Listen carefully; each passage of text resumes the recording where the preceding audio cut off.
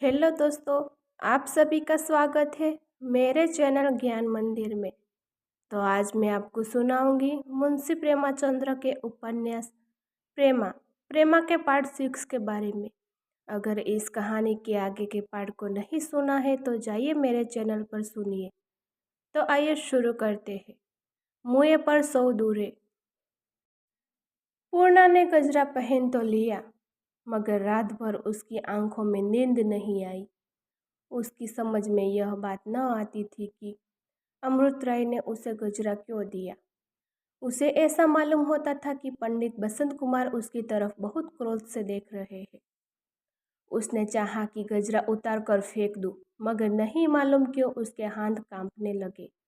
सारी रात उसने आंखों में काटी। प्रभात हुआ। अभी सूर्य भगवान ने भी कृपा न की थी कि पंडाइन और चौबाइन और बाबू कमल प्रसाद की वृद्ध महाराजिन और पड़ोस की सेठानी जी कई दूसरी औरतों के साथ पूर्णा के मकान में आ उपस्थित हुई। उसने बड़े आदर से सबको बिठाया, सबके पैर छुए। उसके बाद यह पंचायत होने लगी। पंडाइन, जो बुढ़ापे की वजह से सूख कर छोहारे की तरह हो गई थी। क्यों दुल्हन, पंडित जी को गंगा लाभ हुए कितने दिन बीते? पूर्णा ने डरते डरते कहा, 5 महीने से कुछ अधिक हुआ होगा। पंडाइन, और अभी से तुम सबके घर आने जाने लगी? क्या नाम की कल तुम सरकार के घर चली गई थी, उनकी कुंवारी कन्या के पास दिन भर बैठी रही। भला सोचो, ओ तुम कोई अच्छा काम किया? क्या नाम की तुम्हारे और उनका अब क्या साथ? जब वह तुम्हारी सखी थी तब थी, अब तो तुम विधवा हो गई। तुमको कम से कम साल भर तक घर से बाहर गांव न निकलना चाहिए। तुम्हारे लिए साल भर तक हंसना बोलना मना है। हम यह नहीं कहेंगे कि तुम दर्शन को न जाओ या स्नान करने को ना जाओ। स्नान पूजा तो तुम्हारा धर्म ही है। हाँ, किसी सुहागिन या किसी कुंवारी कन्या पर तुमको अपनी छाया नहीं डालनी चाहिए। पंडाइन चुप हो गई तो महाराजिन टुईया की तरह चहकने लगी। क्या बताऊं, बड़ी सरकार और दुल्हन दोनों लहू का घूंट पीकर गई। ईश्वर जाने, बड़ी सरकार तो बिलक बिलक रो रही थी कि एक तो बेचारी लड़की के यो हर जान के लाले पड़े हैं, दूसरी अब रांडबेवा के साथ उठना बैठना है। नहीं मालूम नारायण क्या करने वाले हैं। छोटी सरकार मारे क्रोध के कांप रही थी, आंखों से ज्वाला निकल रही थी। बारे मैंने उनको समझाया कि आज जाने दीजिए, वह बेचारी तो अभी बच्ची है, खोटे खरे का मर्म क्या जाने। सरकार का बेटा जिए, जब तुम बहुत समझाया तब जाके मानी, नहीं तो कहती थी मैं अभी जाकर खड़े खड़े निकाल देती हूँ। सो बेटा, अब तुम सुहागिन के साथ बैठने योग्य नहीं रही। अरे ईश्वर ने तो तुम पर विपत्ति डाल दी। जब अपना प्राण प्रिय ही ना रहा तो अब कैसा हंसना बोलना।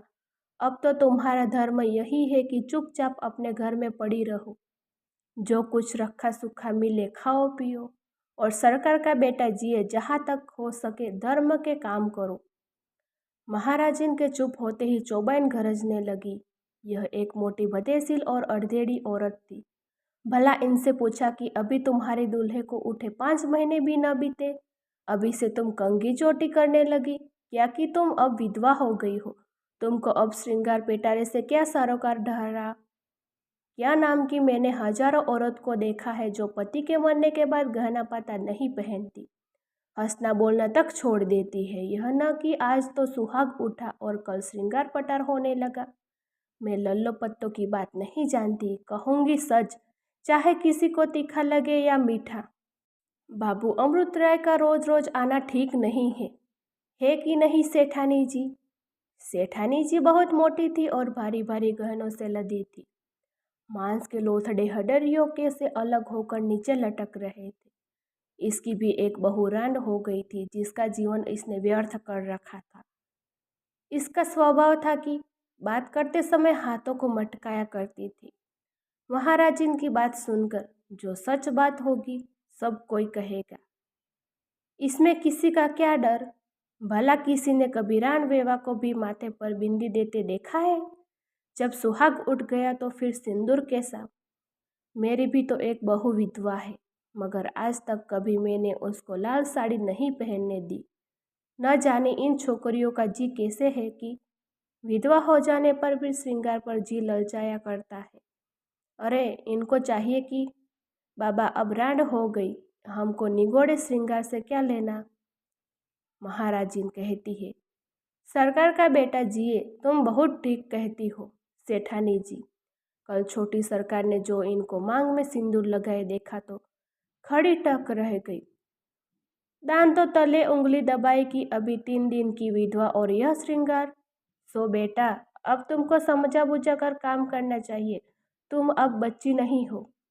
सेठानी जी कहती है, और क्या, चाहे बच्ची हो या बूढ़ी, जब बेराह चलेगी तो सब ही कहेंगे। चुप क्यों हो पंडाइन, इनके लिए अब कोई राह बाट निकाल दो। पंडाइन कहती है, जब यह अपने मन की हो गई तो कोई क्या राह बाट निकालेगा। इनको चाहिए कि ये अपने लंबे लंबे केस कटवा डाले, क्या नाम की दूसरों के घर आना जाना छोड़ दे, कंघी चोटी कभी न करे, पान न खाए, रंगीन साड़ी न पहने और जिसे संसार की विधवाएं रहती है वैसे रहे। चौबाइन कहती है, और बाबू अमृत राय से कह दे कि यहाँ न आया करे। इस पर एक औरत ने कहा, जो गहने पहनने से बहुत मालदार न जान पड़ती थी, कहा, चौबाइन यह सब तो तुम कह गई, मगर जो कही बाबू अमृत राय चिढ़ गए तो क्या तुम इस बेचारी का रोटी कपड़ा जला दोगी। कोई विधवा हो गई तो क्या अब अपना मुंह सील दे। महाराजिन, यह कौन बोला, ठसो, क्या ममता फड़कने लगी।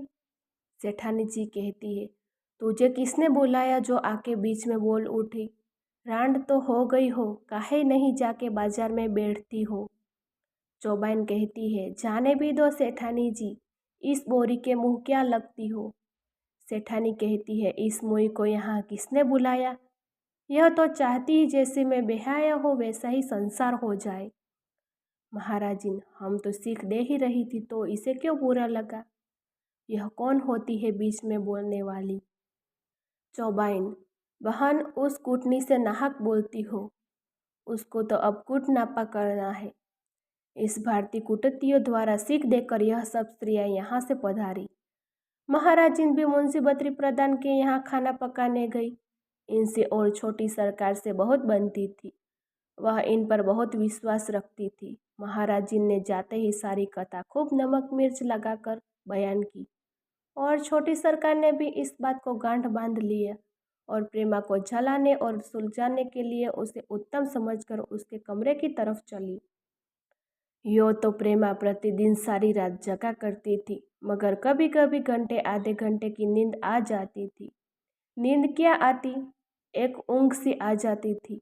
मगर जब से उसने बाबू अमृत राय को बंगालियों के भेष में देखा था और पूर्णा के घर से लौटते वक्त उसको उनकी कलाई पर गजरा नजर आया था, तब से उसके पेट में खलबली पड़ी हुई थी कि कब पूर्णा आए और कब सारा हाल मालूम हो। रात को बेचैनी के मारे उठ उठ कर घड़ी पर आंखें दौड़ाती कि कब भोर हो।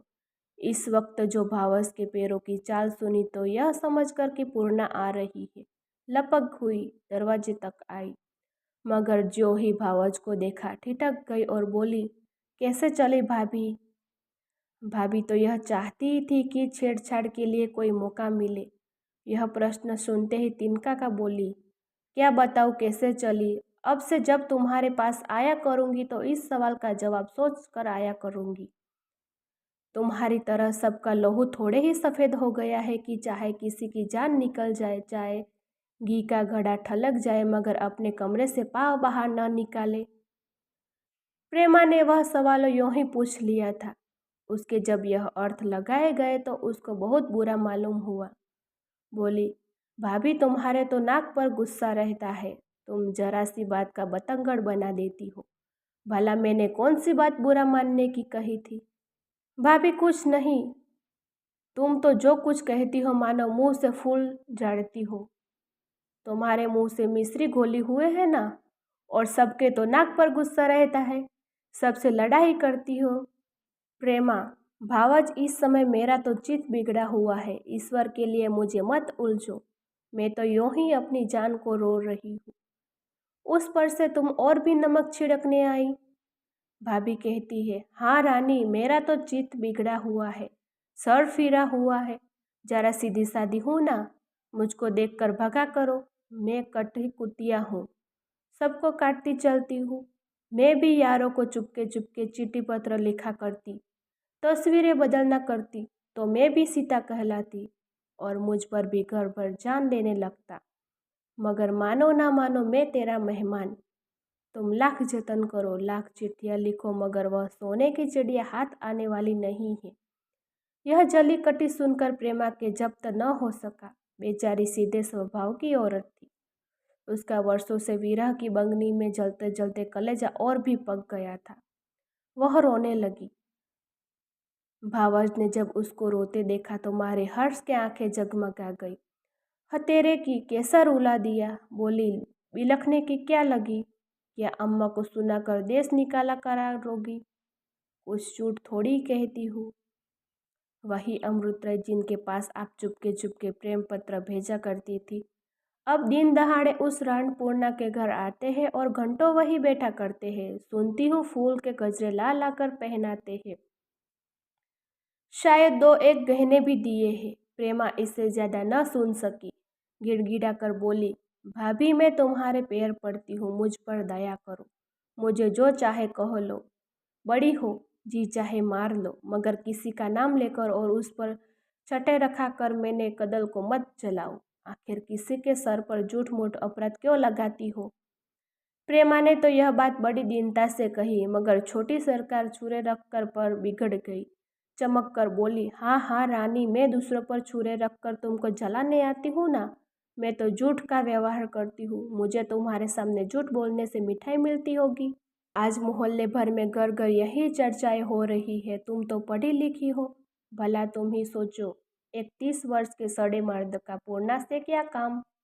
माना कि वह उसका रोटी कपड़ा चलाता है, मगर यह तो दुनिया है। जब एक पर आ पड़ती है तो दूसरा उसके आड़ा आता है।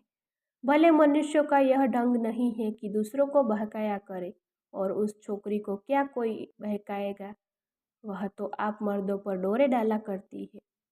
मैंने तो जिस दिन उसकी सूरत देखी रही उसी दिन ताड़ गई थी कि यह एक ही विष की गांठ है।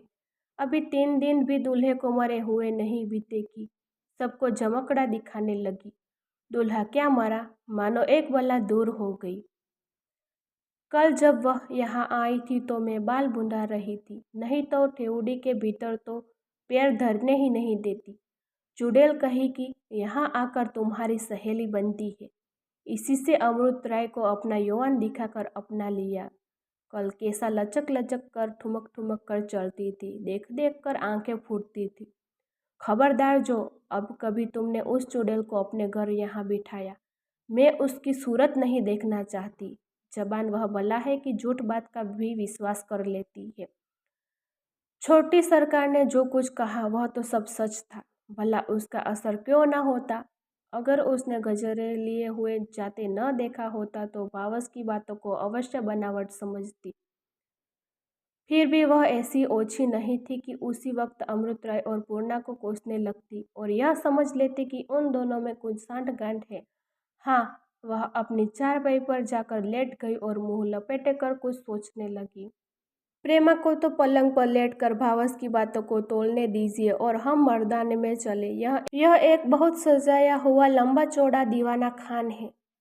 जमीन पर मिर्जापुर खूबसूरत कालीनें बिछी हुई है, भारती भारती के गद्देदार कुर्सियां लगाई हुई है, दीवारें उत्तम चित्रों से भूषित है, पंखा चला जा रहा है।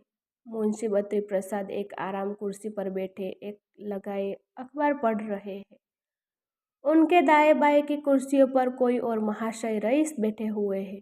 वह सामने की तरफ मुंशी गुलराजी लाल है और उनके बगल में बाबू दाननाथ है। दाहिनी तरफ बाबू कमल प्रसाद मुंशी जमनलाल से कुछ कानाफूसी कर रहे हैं। बाई और 2-3 और आदमी हैं जिनको हम नहीं पहचानते। कई मिनट तक मुंशी बद्री प्रसाद अखबार पढ़ते रहे। आखिर सर उठाए और सभा की तरफ देखकर बड़ी गंभीरता से बोले, बाबू, अमृत राय के लेख अब बड़े दिननीय हो जाते हैं। गुलजारी लाल, क्या आज फिर कुछ जहर उगला? बद्री प्रसाद, कुछ न पूछिए, आज तो उन्होंने खुली खुली गालियाँ दी है। हमसे तो अब यह बर्दाश्त नहीं होता। गुलजारी कहते हैं, आखिर कोई कहाँ तक बर्दाश्त करे। मैंने तो इस अखबार का पढ़ना तक छोड़ दिया है। जमनलाल, गोया आपने अपनी समझ में बड़ा भारी काम किया। अजी, आपका धर्म यही है कि उन लेखों को काटिए, उनका उत्तर दीजिए। मैं आजकल एक कविता रच रहा हूँ, उसमें मैंने इनको ऐसा बनाया है कि यह भी क्या याद करेंगी। कमल प्रसाद कहते हैं, बाबू अमृत राय ऐसे अजीवे आदमी नहीं है कि आपके कविता चौपाई से डर जाए। वह जिस काम में लिपटे हैं, सारे जी से लिपटे हैं। जमनलाल कहते हैं, हम भी सारे जी से उनके पीछे पड़ जाएंगे, फिर देखे वह कैसे शहर में मुंह दिखाते हैं। कहो तो चुटकी बजाते उनको सारे शहर में बदनाम कर दूं। कमल प्रसाद कहते हैं, यह कौन सी बहादुरी है। अगर आप लोग उनसे विरुद्ध मोल लिया चाहते हो तो सोच समझ कर लीजिए। उनके लेखों को पढ़िए, उनको मन में विचारिए, उनका जवाब लिखिए। उनकी तरह देहांतों में जा जाकर व्याख्यान दीजिए, तब जाके काम चलेगा। कई दिन हुए मैं अपने इलाके पर से आ रहा था कि एक गांव में मैंने 10-12 हज़ार आदमियों की भीड़ देखी। मैंने समझा पेट है, मगर जब एक आदमी से पूछा तो मालूम हुआ कि बाबू अमृत राय का व्याख्यान था, और वह काम अकेले वह नहीं करते। कॉलेज के कई होनहार लड़के उनके सहायक हो गए हैं, और यह तो आप लोग सभी जानते हैं कि इधर कई महीने से उनकी वकालत अंधाधुंध बढ़ रही है। गुलजारी लाल कहते हैं, आप तो सलाह इस तरह देते हैं गोया आप खुद कुछ न करेंगे। कमल प्रसाद, न मैं इस काम में आपका शरीक नहीं हो सकता। मुझे अमृत राय के सब सिद्धांतों से मेल है, सिवाय विधवा विवाह के। बद्री प्रसाद, बच्चों, कभी तुम जो समझ न आएगी, ऐसी बातें मुंह से मत निकाला करो। जमनलाल, क्या आप विलायत जाने के लिए तैयार हैं? कमल प्रसाद, मैं इसमें कोई हानि नहीं समझता।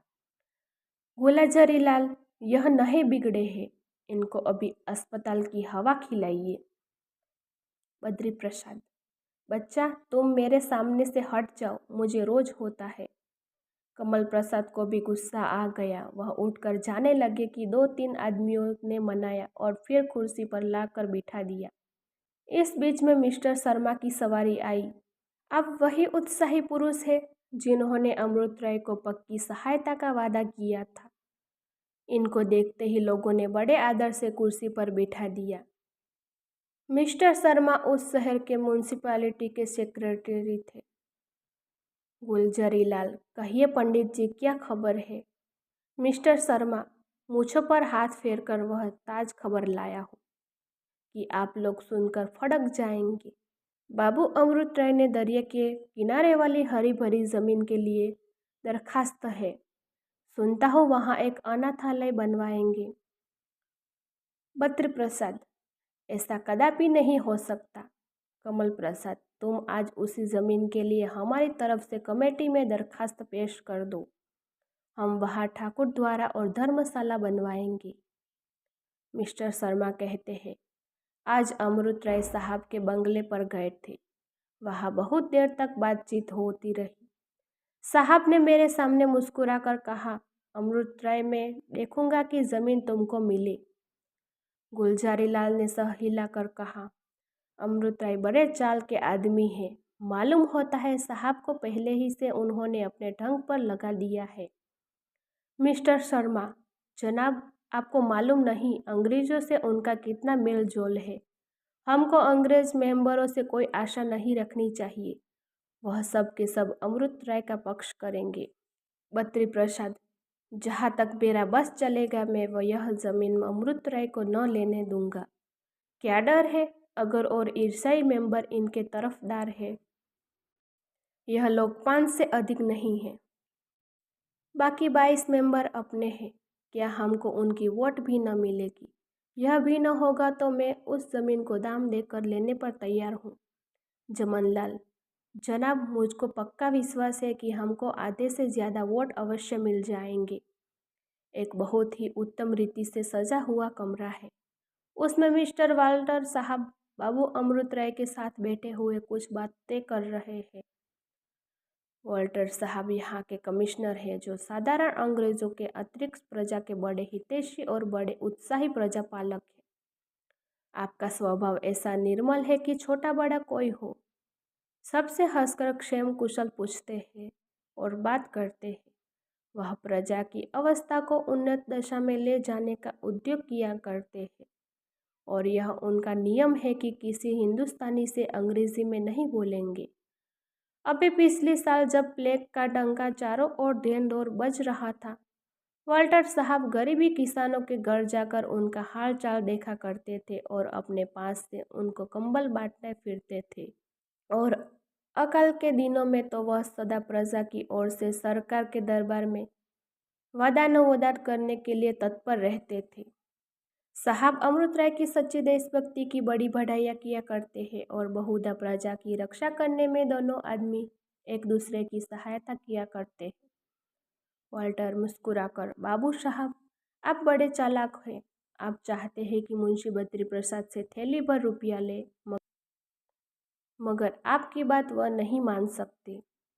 अमृत राय, मैंने तो आपसे कह दिया है कि मैं अनाथालय अवश्य बनवाऊंगा और इस काम में 20,000 से कम न लगेगा। अगर आप मेरी सहायता करेंगे तो आशा है कि यह काम भी सफल हो जाए और मैं भी बना रहूं। और अगर आप कतरा गए तो ईश्वर की कृपा से मेरे पास अभी इतनी जायदाद है कि अकेले 2 अनाथालय बनवा सकता हूँ।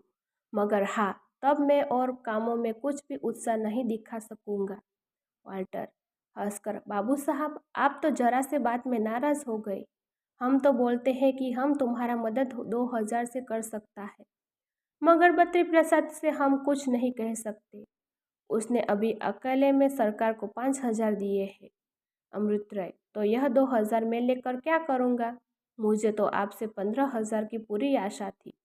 मुंशी बद्री प्रसाद के लिए 5,000 क्या बड़ी बात है।